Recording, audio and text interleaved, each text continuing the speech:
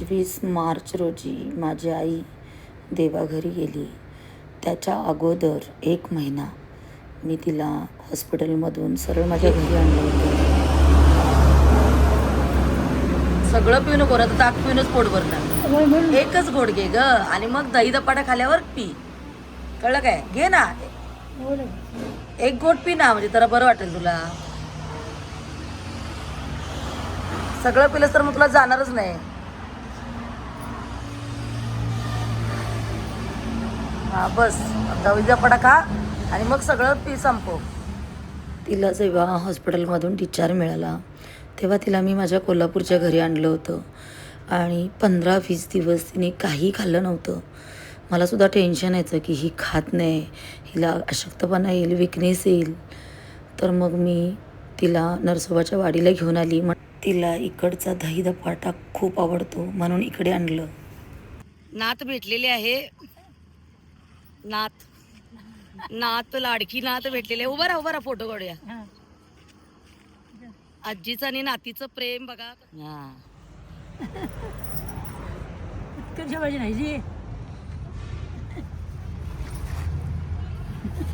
चला गोरी झाली वाडीमध्ये आम्ही आलेलो आहोत.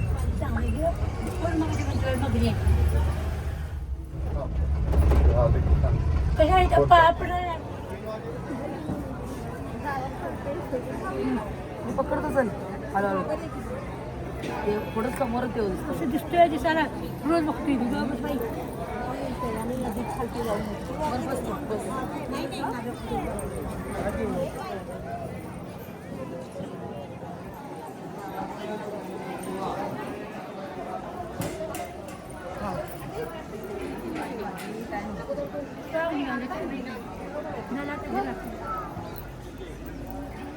चला चला.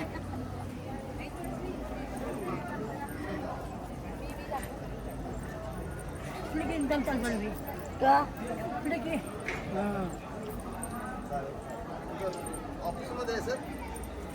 थांब इथं उभा राहा, अंगारा जरा थांब.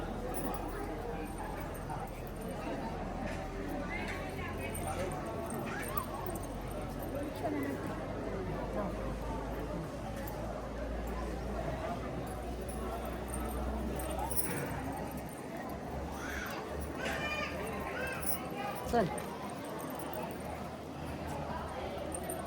चांगलं वाटलं का नाही? वाटलं चांगलं. हां नाही, आता तिथं तिथपर्यंत जायचं. नाही आता तिथपर्यंत जायचं. तिथं जाय पण तेव्हा तिथं लगेच रिक्षात बसायचं. चल इथं बरा घेऊन या रिक्षा. मम्मीच्या आमच्या आवडीचे मेदूवडे आम्ही केलेले आहेत. ह्यांचा हात लागायचा होता. या वहिनी आल्यास आणि वहिनीने मेदूवडे तळले.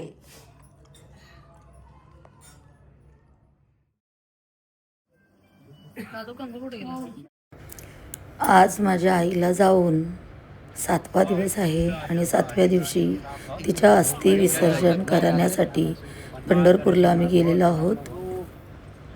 आणि ब्राह्मणाला बोलवून पूजा विधी करून मगच आम्ही इकडे अस्थी विसर्जन करत आहोत.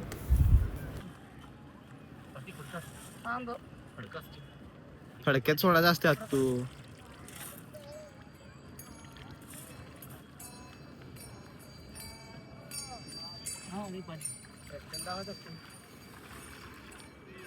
माझी मम्मी प्रत्येक वर्षी पंढरपूरला जायची, पण या वर्षी तिची तब्येत अचानक बिघडल्यामुळं तिला पंढरपूरला जायला जमलं नाही.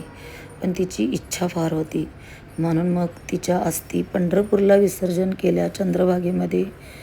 आणि ती मारकळीण होती, म्हणजे तिच्या गळ्यामध्ये पांडुरंगाची माळ होती म्हणून तिच्या अस्थी मी पंढरपूरला जाऊन विसर्जन केल्या.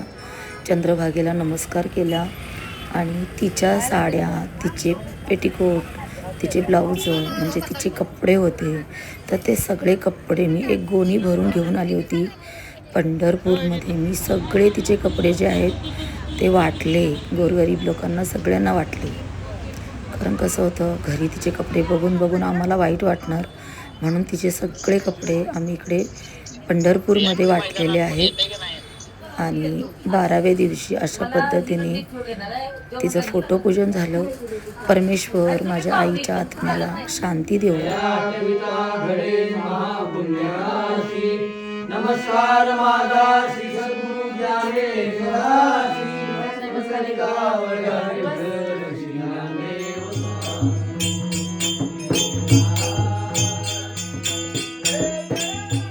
सांभाळले सांभाळले अनाथा घराने घराने घराने पाहू